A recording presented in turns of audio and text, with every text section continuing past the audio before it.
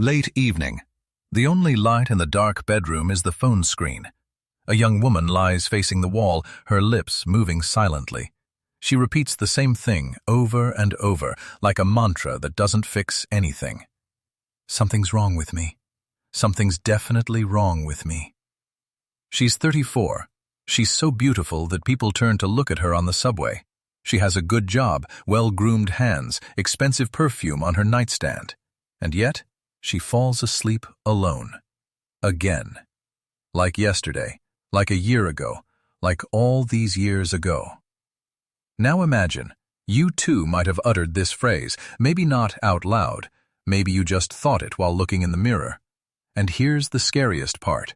It's this very phrase that keeps you alone, because your brain carries it out literally, like a command. Today I'll tell you about what one of the greatest scientists to study the human brain discovered. Academician Natalia Bekhtereva, a woman who spent decades peering inside the living brain and seeing what almost no one else had. And in the margins of one of her manuscripts, she left a short phrase, just a few words. Those close to her say she showed it to only a few people.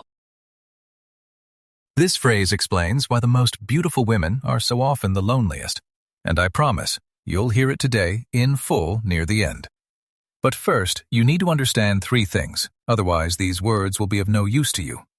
Why is it that the woman who turns heads ends up alone at night? Why do men admire her from afar but never approach her? And why is she so sure it's all her fault, that she's somehow wrong, when the truth is quite different? If you've ever asked yourself similar questions, watch to the end, because there is a way out, and it's easier than it seems. Remember that woman in the dark room. We'll come back to her, but for now, let's figure out what's going on in a person's head when they think negatively about themselves, because that's where the first trap lies. Most people believe the brain is a camera. It simply records what's around us and shows us reality as it is. Bekhtereva spent her entire scientific career proving the opposite. The brain doesn't film reality, it creates it. It's not a mirror, it's a screenwriter writing the film of your life and then showing it to you. Here's a simple example. When you walk into a room full of people, you're sure you're seeing everything as it is, but it's an illusion. Every second, your senses are bombarded with a monstrous flood of information, millions of signals. The brain is physically incapable of processing it all, so it does what any tired editor does. It throws out almost everything and keeps a tiny piece that it deems important. And what does it deem important? Something that confirms the worldview it already knows. And here's where things get interesting. If a woman deep down believes she's unworthy of love, her brain editing machine will extract from reality precisely those details that confirm this. A man looked at her and turned away, her brain will suggest, see, he didn't like you. But the fact that he turned away because the phone rang, her brain will simply edit out. It's not lying on purpose, it's showing you the reality you already believe in. Bekhtereva, observing the workings of the living brain, saw how stable states are formed. She called them stable pathological states. The brain literally carves out paths within itself. The more often a person thinks a certain thought, the deeper the path becomes, and the more easily the thought returns on its own. Think, I'm of no use to anyone, once, and you've left a mark. Think it 1,000 times, and you've paved an entire paved road in the brain, along which this thought now rushes without your permission. Now, put these two facts together. The brain creates reality from what you believe, and the brain anchors habitual thoughts into physical pathways. It's a vicious circle. A woman believes it's her own fault she's lonely, the brain confirms this every day, the pathway deepens, and the belief grows stronger. Thus, the event, I'm alone now, transforms into the state, I will always be alone. And the brain begins to protect this state as the norm. This is the first trap, and while you're in it, no new acquaintances will change anything. But if the brain itself builds this prison, then it's also capable of dismantling it brick by brick. But first, you need to understand who within you is guarding this prison and why it's working so hard. And here we come to the discovery that explains the most painful moment. Why, just one step away from intimacy, a woman feels a chill. Imagine there's a guard inside your brain. It sits on duty day and night, and its job is to notice any deviation from the norm and raise the alarm. Scientists call this structure an error detector.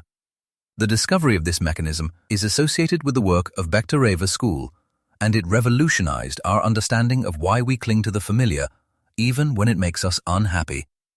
The error detector works simply. You have a normal image in your head, how things should be. And then there's the current reality. The guard constantly compares one with the other. If they match, there's silence. If they diverge, it sounds the alarm, causing tension, anxiety, a vague feeling of, something's wrong, I need to run. This is very useful in everyday life.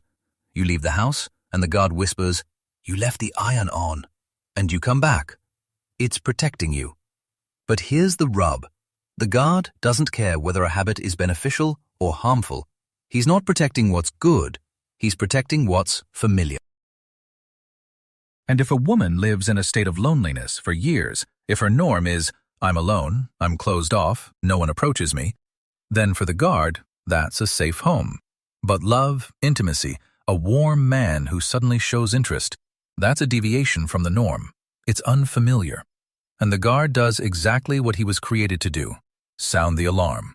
That's why that inexplicable thing happens. The man she likes comes closer. Her heart should sing, but instead, it's as if a door slams shut inside her. Her hands grow cold, her face hardens. She wants to pull away, leave, find a reason to run away. The woman then reproaches herself. What's wrong with me? Why did I ruin everything? But with her, everything is just as it should be. It's just a guard at work. For him, intimacy is a threat, because intimacy isn't part of the usual norm, and he saves her from happiness as diligently as he would save her from an unplugged iron. The most insidious thing here is that we're accustomed to calling this reaction intuition. I felt he wasn't mine. Something made me wary. In reality, it's often not wise intuition, but a blind guard who mistook warmth for danger simply because warmth is unfamiliar.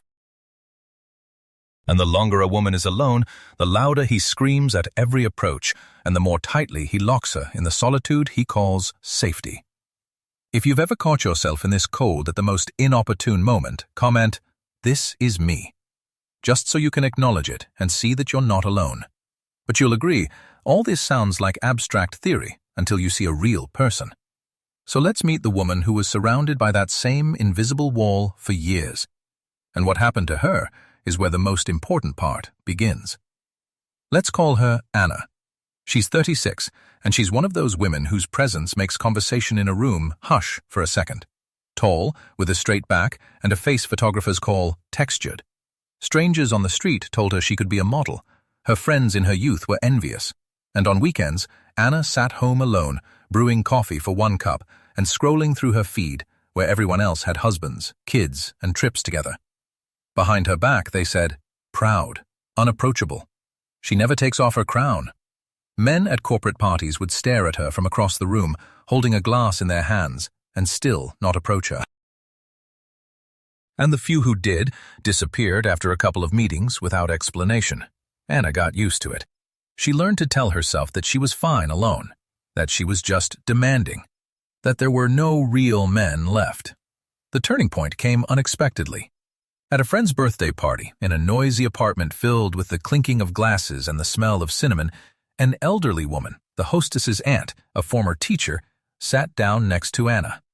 They began talking, and at one point, the woman looked at Anna with a long, calm gaze and said quietly, without judgment, "Darling, you're so beautiful, and it's like glass all around you, transparent, pure, but you can't get through it." Anna laughed, jokingly, but that night, lying in the darkness, just like that, turned to the wall, she suddenly heard that very phrase inside her. Something's wrong with me.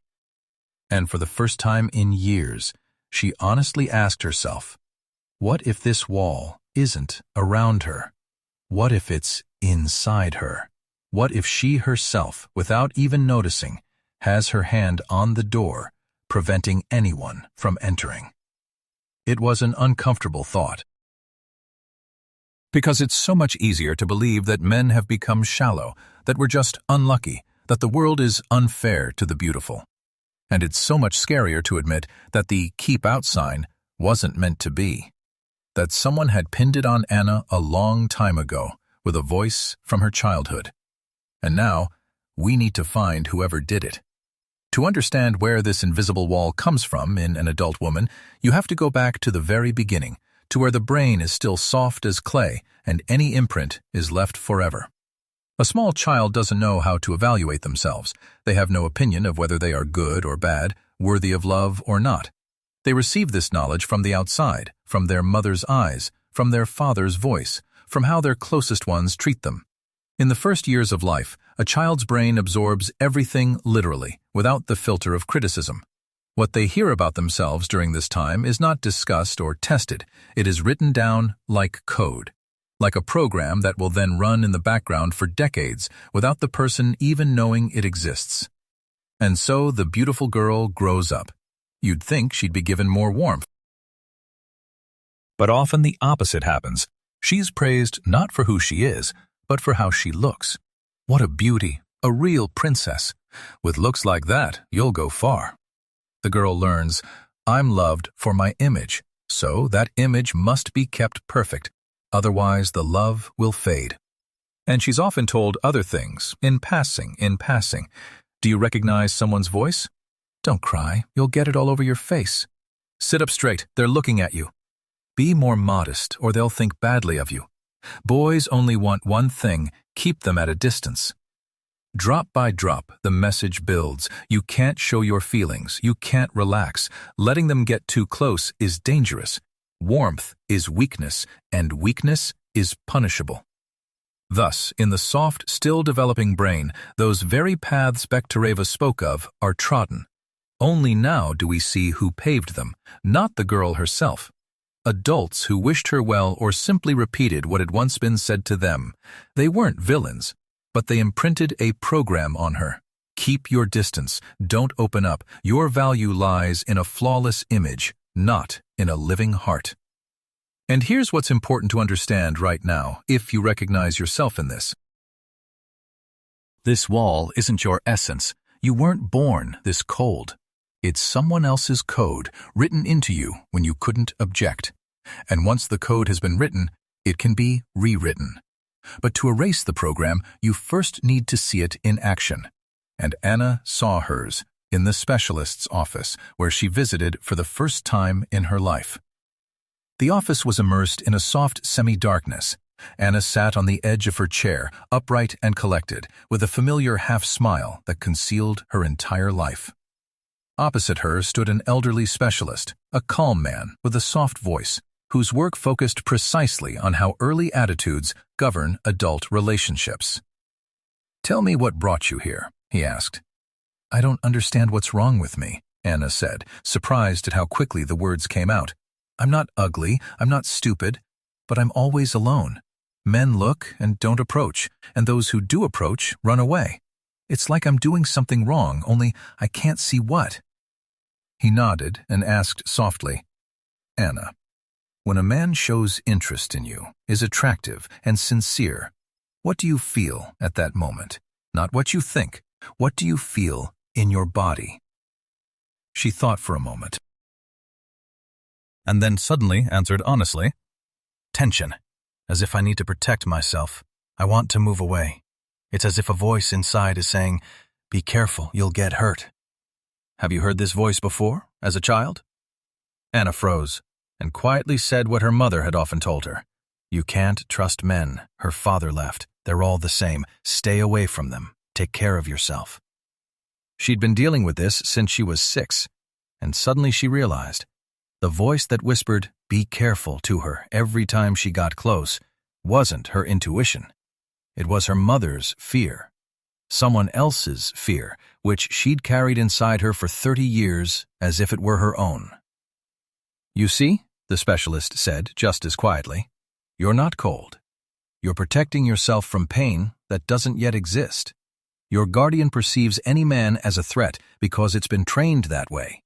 This isn't your destiny, It's a learned program, which means it can be retrained. Anna sat silently, and something inside her shifted. For the first time, someone hadn't told her, "You're too demanding," or "You just haven't met the right person." For the first time, someone had called a spade a spade. An old mechanism was at work inside her, and this mechanism was pushing people away for her, without her realizing it. "But why does it hit the beautiful ones harder?" she asked. "It would seem the opposite." The specialist smiled slightly. "That's a good question, and the answer surprises almost everyone, because your very perfection, Anna, works against you. And here's how. This thought will change your idea of beauty so much that in the next chapter you will look at attractiveness with completely different eyes. Logic dictates a simple thing. The more beautiful a woman is, the more she's desired, the easier it is for her to fall in love. But the brain operates by a different logic, and it's a cruel one. When a person sees perfection, a perfect face, impeccable posture, the cool regularity of her features, their brain doesn't react with an admiring, "I want to approach her." A wary, "That's not for me," flares within. An ancient mechanism is at work here.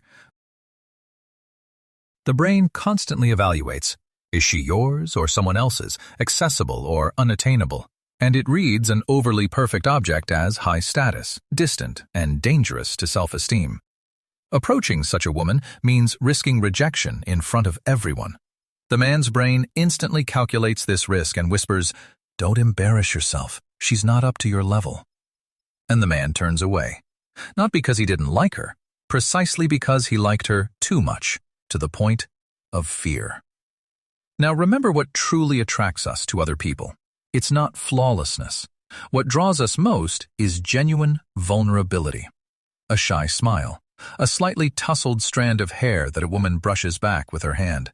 That tiny imperfection, that crack in the perfection through which the real person is visible.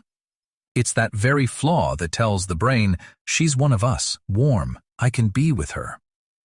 Mirror neurons, which help us read other people's emotions, latch on not to glitz, but to genuine feeling. And here's the solution. A beautiful woman who also maintains the perfect distance, has a perfect face, and perfect alarm, sends a double alarm to a man's brain. Too high a status and not a single warm crack through which to enter. For his guard, it's a closed fortress. Admiration is allowed, but approaching is forbidden. Remember that number, 1/10 of a second? It's in that time, before a single word is spoken, that the brain makes a decision. Is it warm or cold? Are they letting you in or driving you away? And the armor of perfection is interpreted as driving you away.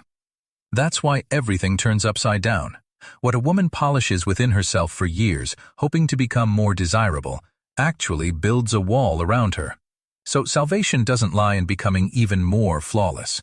You don't need to watch yourself more strictly or act even more unapproachable. Salvation lies in allowing yourself to be alive, warm, slightly imperfect, someone you can approach. But before you understand how to do this, you need to understand what's really hiding behind this armor. Because beneath the mask of proud almost always lurks a completely different feeling. Everyone knows about the fight and flight responses, but there's a third, lesser-known one, and it's the one that explains the cold, unapproachable nature of beautiful women. It's called freeze. It's an ancient survival mechanism. When the danger is too great and running or fighting is impossible, the body freezes. It freezes, waiting out the threat, becoming invisible. The heart pounds, but on the outside, there's a stony calm. This is exactly what happens to a woman like Anna the moment a man she cares about approaches her. Inside, there's a storm and the fear of rejection, and on the outside, a cold, arrogant face. Ice. Those around her see only ice, and they diagnose her as proud, arrogant, and never taking off her crown. But the truth is heartbreaking. Beneath this ice lies a terrified girl who fears more than anything else being rejected, abandoned, hurt like she once was. And to avoid experiencing that pain again, her guardian turns on the freeze button before it even happens. She's the first to turn cold, the first to push away anything to avoid being rejected. It's a cruel trap. A woman fears rejection, and with this very fear, she pushes people away first. Her guard protects her from intimacy, condemning her to the very loneliness she fears. Fear breeds coldness. Coldness pushes people away. Loneliness confirms fear, and the circle tightens with each passing year. When Anna heard this in the office, something inside her broke in a good way. She suddenly understood the most important thing, and this realization brought tears to her eyes. A phrase resounded inside her that became the beginning of her liberation. I'm not proud. I'm scared. She wears not a crown, but armor, and she wears it not out of arrogance, but out of terror of feeling that childhood pain again. And as soon as Anna understood this, called her coldness by its true name, fear, the ice began to melt. Because fear can be worked with. Fear can be calmed, retrained, outgrown. But with such is fate, nothing can be done. And her ice melted, and it melted surprisingly quickly, so quickly that she herself couldn't believe what had happened in just 3 weeks. Anna left that office a different person.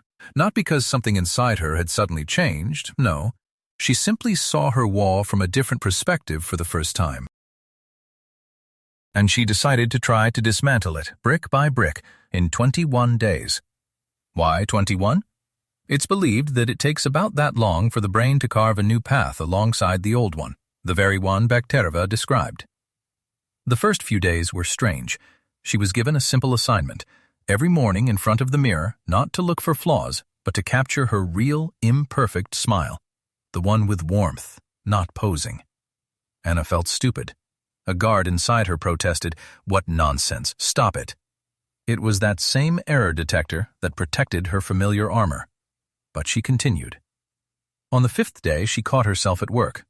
A colleague had made a joke, and Anna, out of habit, wanted to respond politely and coolly, keeping her distance. But instead, for the first time, she laughed genuinely, openly, her head tilted back slightly.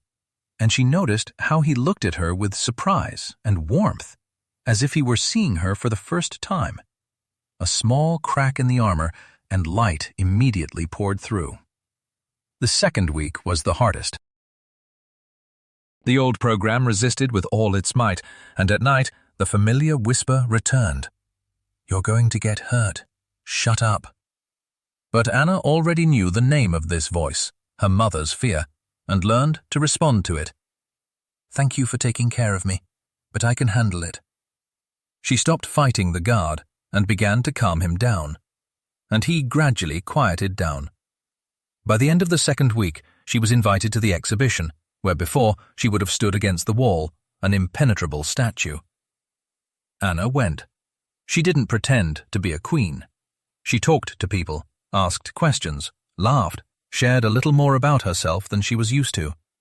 And for the first time in many years, she felt drawn to her. Not to the picture, to herself, the living one. And on the 21st day, what had set it all in motion happened.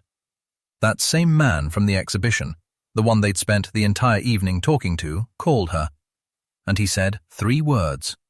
Just 3 words. After which her ice melted completely, and I promise you'll hear them in the end, because those words are the answer to everything. But first, we need to read that very phrase Bekhtereva left in the margins of her manuscript. Because without it, everything Anna did might not have worked. And so we come to that very phrase. For decades, Natalia Bekhtereva peered inside the living human brain. She saw how thoughts are born, how states are reinforced, how the brain controls what we naively consider our free will. And in the margins of one of her manuscripts, she left a short thought that encapsulates the essence of her entire experience. It goes like this.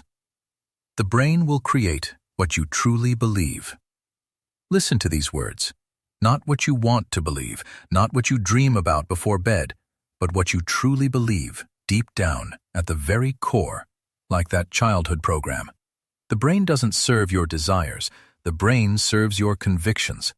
And therein lies the key to the entire drama of the beautiful and lonely woman. Because Anna said she wanted love. She dreamed of intimacy, of a warm man by her side, of a family. But deep down, she truly believed something else. I can't be loved the way I am.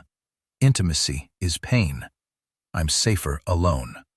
And her brain didn't serve her dreams. Her brain served her faith. Year after year, it constructed a reality in which she remained alone, because that's what she truly believed. That's why all her attempts to find her man failed. She went on dates, changed her appearance, read books about relationships, but she didn't touch the core, the root, that deep-seated belief in her own unworthiness. And her brain acted on that root, not the pretty veneer of desires. It wasn't her dreams that needed changing. It was her belief. And when Anna realized this, everything fell into place. There's no point in trying to convince the guard with beautiful words if, deep down, you still consider yourself unworthy of love. First, you change what you believe about yourself, and only then does your brain begin to construct a new reality around you, a reality where you are approached, where you are chosen, where you are loved. That's how Bekhtereva's phrase works, not magic, just the precise mechanics of the brain. And so the main question arises. How exactly can we rewire this deep-seated belief? How can we replace the old program, I'm unlovable, with the new one, I'm worthy of love, so that our brain truly believes it, not just in words? Anna completed this journey in 21 days, and now I'll break it down into concrete steps that you can follow. The first thing Anna did was recognize her programming. As long as the program operates in the dark, in the background, it is all-powerful. But bring it into the light, name it out loud, and it loses half its power. Anna said honestly, "There's a belief inside me that I can't be loved for who I am. That's not the truth about me. That's what was written into me." Try to catch your key phrase, that whisper that sounds at your most vulnerable moment. Name it. Bring it into the light. Anna then absolved herself of blame. She realized she hadn't written the program. It had been written in childhood, by someone else's hands, by someone else's fear. And so there was nothing to blame herself for. She needed to feel sorry for herself, as she would have felt sorry for that little girl who had once been told, "Don't open up, it will hurt." This step is more important than it seems. While a person gnaws at themselves for being cold, they feed the old path. Show yourself warmth, and for the first time, the guard loosens its grip. The third step was the most unusual, to calm the guard. Anna stopped fighting her fear and learned to talk to it. When, as she approached, the thought of, "Be careful, move away," welled up inside her, she mentally responded, "Thank you for looking after me. But now I'm safe. I'm not in any danger. I can handle it myself." She didn't force the anxiety, she tamed it. And the error detector, having been told that the new was harmless, gradually subsided. And the fourth step anchored everything else in the body. Every day, Anna lived her new faith not only in her head, but also physically. She straightened her tense shoulders, released her clenched jaw, breathed deeply, and looked in the mirror for a lively smile. The body and brain are directly connected. A relaxed face sends the signal, "It's safe here," to the brain, and the new faith takes root more quickly. So, in 21 days, a new path had formed alongside the old one. But that wasn't enough, because there remained one mistake, one that almost everyone makes, and it can ruin any effort. The biggest mistake sounds temptingly simple. You just have to feign confidence, act warm, force a smile, and everything will work out. That's the advice in countless books. And it's a dead end. You can't act, and here's why. Remember that 1/10 of a second? In that instant, the other person's brain reads your true state before you even utter a single word, from the micro-movements of your face, from your gaze, from the subtle tension in your body. These signals are impossible to consciously fake. If inside you're still whispering in terror, "I'm unlovable," then a plastered-on smile will only add to the falseness. A man's brain will detect the discrepancy between the forced warmth and the icy fear within and become even more wary. It won't feel warmer, it'll feel more anxious. That's why Anna was told honestly from the very beginning, you need to work not on your face, but on your faith. It's useless to feign warmth on the outside while there's ice inside. First, melt the ice inside, and then the warmth will appear on your face on its own, without any pretense. It's the real thing, the one that mirror neurons latch onto, and that the brain reads as mine. You can touch it. Anna wasn't feigning uninhibited freedom. She truly lost her fear, step by step, day by day, reassuring her guardian and rewriting her deepest faith. And that's precisely why, by the end of the third week, people began to genuinely reach out to her. They weren't sensing a mask. They were sensing a living, warm person whose insides had finally warmed. Remember this if you want the same for yourself. Wearing a mask over fear doesn't work. Only the melted ice within works. And then you won't have to pretend. The real you will emerge. And what happens when you don't break the ice and try to get by with just a mask is best seen in the mistakes of others. And it's worth examining these mistakes in advance so as not to repeat them yourself. Let's look at 3 mistakes that beautiful women get stuck on so you can avoid them. The first is, I need to be even better. A woman decides she's being rejected because of her flaws, and she rushes to polish herself, to become even slimmer, even more successful, even more flawless. But we already know how this ends. The greater the perfection, the higher the wall, the louder the not for me signal in someone else's mind. She builds a fortress around herself and wonders why she feels so lonely within its walls. The second mistake. All men have become smaller. It's a convenient defense. It alleviates the pain, but slams the door shut. As long as a woman believes that men are the problem, her brain, remember Bekhtereva's phrase, will create exactly the reality she believes in. It will pick out only confirmation from everyone it meets. This one is rude. That one is cowardly. This one isn't up to par. And dozens of worthy men will pass her by, whom the guard will simply cross out because they don't fit her beliefs. The third mistake is that very mask. I'll feign openness and ease. Without working on inner faith, this is seen as false in 1/10 of a second and is more repulsive than the cold. All 3 mistakes stem from the same root, an attempt to fix the effect without addressing the cause. And the cause is always internal, a deep-seated belief in one's own unworthiness. Anna didn't repeat any of these mistakes because she went to the root from the very beginning. And now comes the end of her story. It's the 21st day. Evening. Anna is home and the phone rings. It's the same man from the exhibition, calm, attentive, the one they'd talked with for hours straight. They'd seen each other twice more over the past 3 weeks, and each time Anna caught herself not pretending, not keeping up appearances, not calculating distance. She was simply living next to him, warm and genuine. And then he called. They chat about trivial things, laugh, and then he suddenly falls silent and says quietly, with a seriousness unfamiliar to her, "Do you know what caught my attention about you back then, at the exhibition? It wasn't that you were beautiful. There are plenty of beautiful people. It was something else that caught my attention." Anna froze, holding the phone to her ear. And he said those 3 words that had been the purpose of her entire journey. "You make me feel warm." You make me feel warm.